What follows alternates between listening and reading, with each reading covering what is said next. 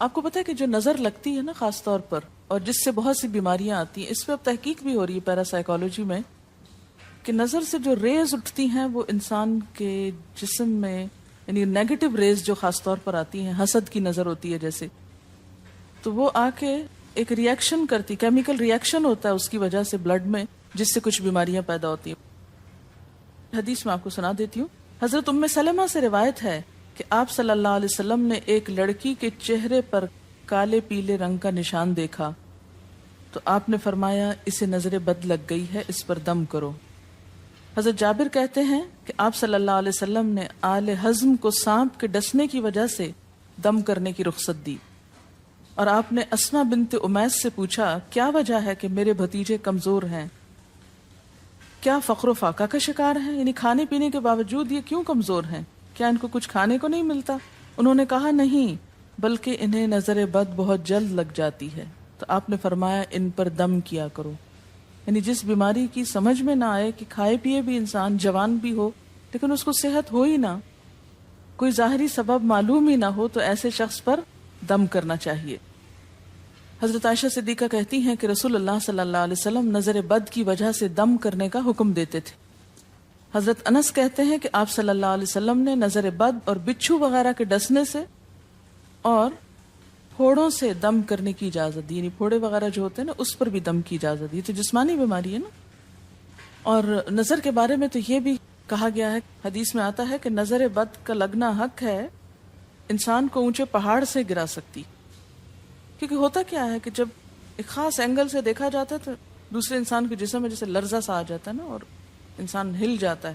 اس کی دلیل قرآن میں بھی ہے، ایک سورت کے آخر میں آتا ہے وَإِن يَكَادُ الَّذِينَ كَفَرُوا لَيُزْلِقُونَكَ بِأَبْصَارِهِمْ لَمَّا سَمِعُوا الذِّكْرَ، کہ قریب ہے کہ کچھ کافر آپ کو اپنی نگاہوں سے کیا کر دیں، پھسلا دیں جب یہ قرآن سنتے ہیں۔ یعنی وہ سننے نہیں آتے تھے، صرف آپ کو گھورتے رہتے تھے۔ اور کس لیے گھورتے رہتے تھے؟ تاکہ آپ بول نہ سکیں، آپ لرز جائیں، ڈگمگا جائیں، اپنا کام چھوڑ دیں، بری نیت سے آتے تھے۔ وَيَقُولُونَ إِنَّهُ لَمَجْنُونَ، کہتے ہیں کہ یہ تو مجنون ہو گیا۔ آپ صلی اللہ علیہ وسلم نے فرمایا نظر بد حق ہے، اگر تقدیر سے کوئی چیز سبقت لے جا سکتی ہوتی تو وہ نظر بد ہے۔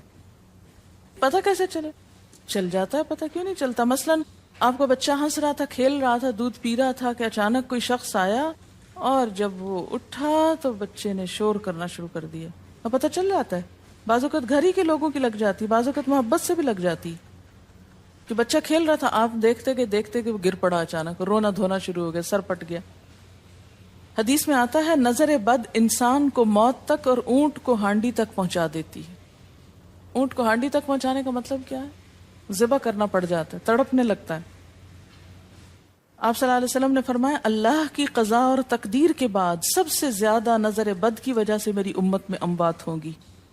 آپ صلی اللہ علیہ وسلم نے فرمایا نظر بد سے اللہ کی پناہ طلب کیا کرو، کیونکہ نظر بد کا لگنا حق ہے۔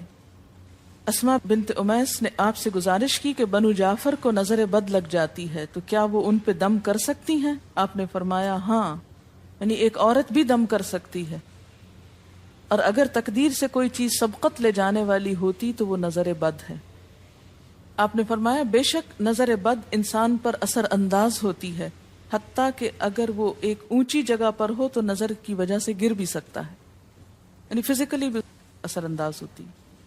اور آپ دیکھیں کہ وہ قرآن پاک میں نہیں آتا وَمِن شَرِّ حَاسِدٍ إِذَا حَسَدَ، اور حاسد کے شر سے جب وہ حسد کرے، تو نظر بد ہوتی کس کی ہے؟ حاسد کی ہوتی۔ بری نظر کس کی ہوتی ہے؟ حاسد کی۔ تو جو صبح شام 3 دفعہ یہ پڑھتے رہیں ان کو حاسد کچھ نہیں کر سکتے، ان کا کچھ نہیں بگاڑ سکتے، جتنا چاہیں گھورتے رہیں۔ اسی طرح ابن کثیر نے کہا کہ نظر بد کا اللہ کے حکم سے لگنا اور اثر انداز ہونا حق ہے۔ تو جب اللہ کی پناہ لیتے ہیں نا قل اعوذ برب الفلق قل اعوذ برب الناس، تو آپ نے اللہ کے پناہ لے لی، شیلٹر میں آ گئے آپ۔ اب ہر چیز بیکار ہو رہی ہے، سب نظریں وظریں، اور اگر لگتی بھی ہے انسان کو تو کس سے؟ اللہ کے اذن سے لگتی۔ حافظ ابن حجر کہتے ہیں کہ نظر بد کی حقیقت کچھ یوں ہے کہ ایک خبیث الطبع انسان اپنی حاسدانہ نظر جس شخص پر ڈالے تو اسے نقصان پہنچے۔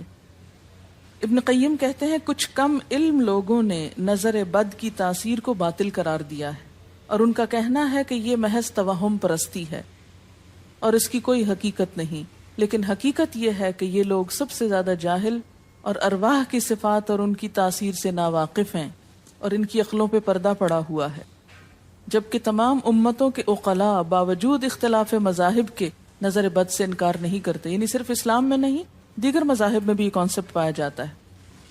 اگرچہ نظر بد کے سبب اور اس کی جہت تاثیر کے سلسلے میں ان میں اختلاف ہے.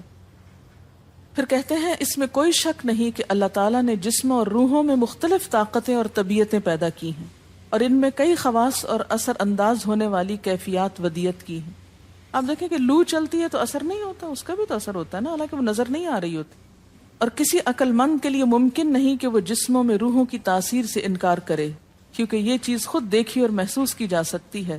اور آپ دیکھ سکتے ہیں کہ ایک شخص کا چہرہ اس وقت انتہائی سرخ ہو جاتا ہے جب اس کی طرف وہ انسان دیکھتا ہے جس کا وہ احترام کرتا ہے، اور اس سے شرماتا ہو، اور اس وقت پیلا پڑ جاتا ہے جب اس کی طرف ایک ایسا آدمی دیکھتا ہے جس سے وہ ڈرتا ہو. یعنی جس سے آپ ڈرتے ہیں وہ آپ کو دیکھے تو آپ کا رنگ پیلا ہو جاتا ہے. فرمایا یہ سب کچھ روحوں کی تاثیر کی وجہ سے ہوتا ہے، اور چونکہ اس کا تعلق نظر سے ہوتا ہے اور اس لیے نظر بد کی نسبت آنکھ کی نظر کی طرف کی جاتی ہے، حالانکہ آنکھ کی نظر کچھ نہیں کرتی، یہ تو روح کی تاثیر. یعنی نظر یہ نظر نہیں ہے صرف، بلکہ اندر سے روح یا احساسات ہیں جو ٹرانسفر ہوتے ہیں. آپ دیکھیں کہ محبت کی نظر کیا اثر نہیں کرتی ہے نا. اسی طرح نفرت کی، غصے کی، اور آپ کے چھوٹے بچے خاص طور پہ نظروں کو بہت پہچانتے ہیں. آپ نے دیکھا ہوگا کہ بچے کچھ لوگوں کے پاس فوراً چلے جاتے ہیں اور کچھ لوگوں کے پاس نہیں جاتے. بچوں کی مثال اس لیے دے رہی ہوں کہ وہ معصوم ہوتے ہیں نا، ان کو کسی نے سکھایا پڑھایا نہیں ہوتا کہ ادھر جاؤ اور ادھر نہ جاؤ، اور اگر آپ سکھائیں پڑھائیں بھی تو پھر بھی وہ اپنی مرضی کرتے ہیں، آپ کی نہیں مانتے. تو وہ ایک طرح سے بہترین جج ہوتے ہیں. بعض لوگوں کو دیکھ کے بچے رونے لگتے ہیں، بعض کو دیکھ کے مسکرانے لگتے ہیں. تو یہ ایسا کیوں ہوتا ہے؟ اچھا، اسی طرح اگر کوئی شخص کانسٹنٹلی آپ کو دیکھ رہا تو آپ کانشیس ہو جاتے ہیں، آپ ٹھہر نہیں سکتے. اسی طرح اگر کوئی سٹیئر کر رہا ہو تو اس کی نظروں سے بعض اوقات خوف بھی آنے لگتا ہے. اللہ نے کیسی کیسی طاقتیں انسان کو دی ہیں. سلطان النصیرہ. اچھا، پھر لکھتے ہیں کہ روحیں اپنی طبیعتوں، طاقتوں اور کیفیتوں اور اپنے خواص کے اعتبار سے مختلف ہوتی. سو حسد کرنے والے انسان کی روح واضح طور پر اس شخص کو اذیت پہنچاتی ہے جس سے حسد کیا جاتا ہے. ویسے بھی تو آپ دیکھیں نا، وہ رویے ایک دم آپ پہچان لیتے ہیں. یہی وجہ ہے کہ اللہ تعالیٰ نے حاسد کے شر سے پناہ طلب کرنے کا حکم دیا ہے. حاسد کی تاثیر ایک ایسی چیز ہے جس سے وہی انکار کر سکتا ہے جو حقیقت انسانیت سے خارج ہو. جنوں کی نظر بھی لگتی.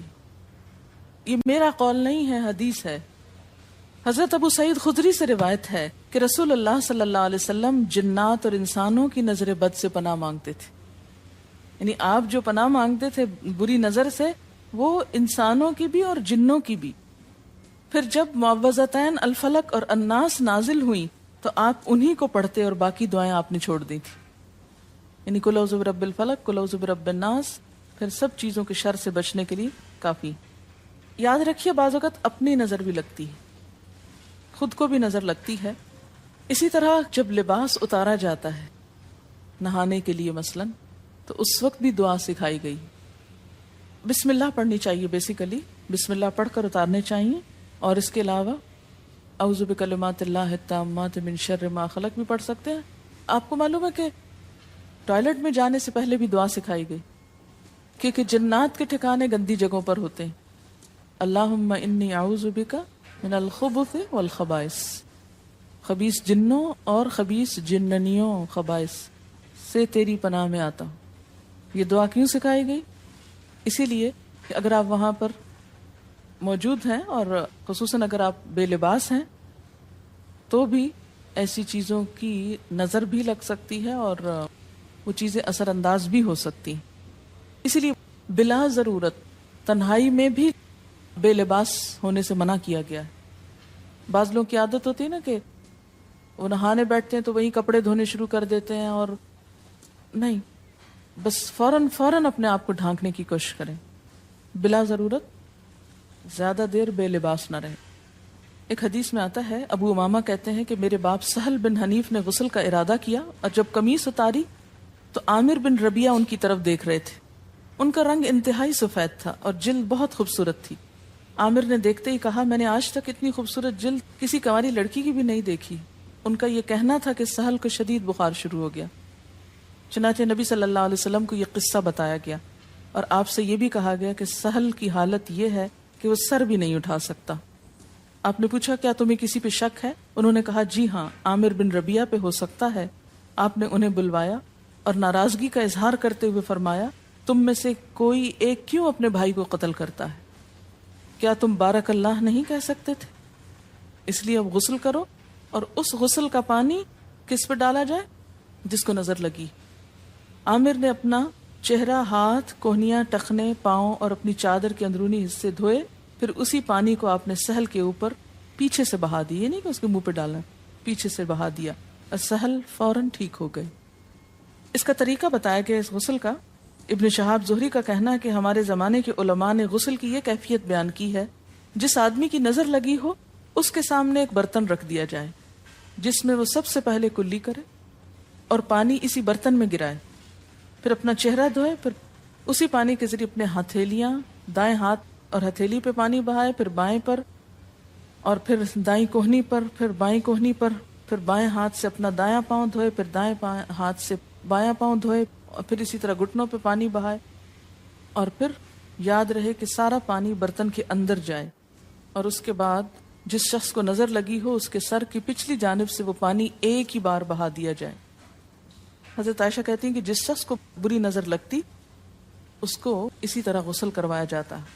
اب بعض اوقات یہ نہیں پتا چلتا کس کی لگی. ایسی صورت میں پھر طریقہ کیا ہے علاج کا؟